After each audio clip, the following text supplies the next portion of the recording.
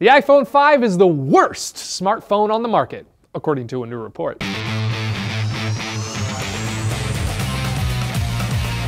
Forget about the rabid crowds of fanboys at launch, the truckloads of cash it brings into the company, or the 5 consecutive best smartphone titles it's won from Consumer Reports. According to their latest issue, Apple's iPhone 5 is the worst of the top smartphones currently on the market. And while the magazine is waiting to release the final set of numbers until the publication of the February issue, some details have managed to find their way to the old interwebs. Like for instance, the iPhone 5 was ranked 3rd for top smartphone on both AT&T and Sprint, with a score of 77 and 75 respectively.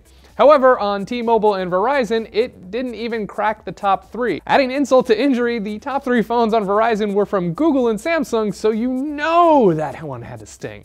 Thanks for being the coolest losers we know. But hey, it's one report, right? We all know the iPhone 5 has been praised all over the place and is selling like crazy. I mean, it's the iPhone 5. Nobody can outsell it.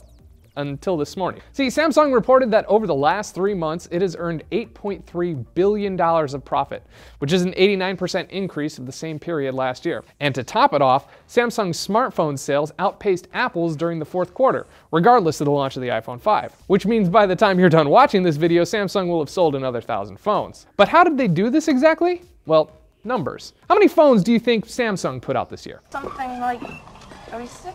What? Something like 36? Who are you boys? Wait, what is that anyway? Something like 36? Does that include me? 37.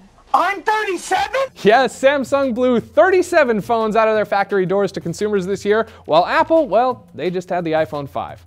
But don't feel too bad for good old Apple.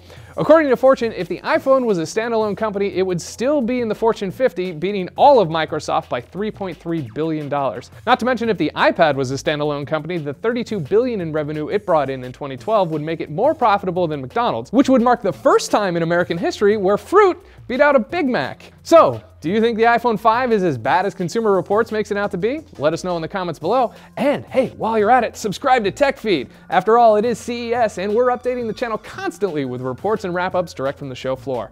For TFN, I'm Scott Bromley saying I have no idea how bad the iPhone 5 is. I still have a Nokia flip phone.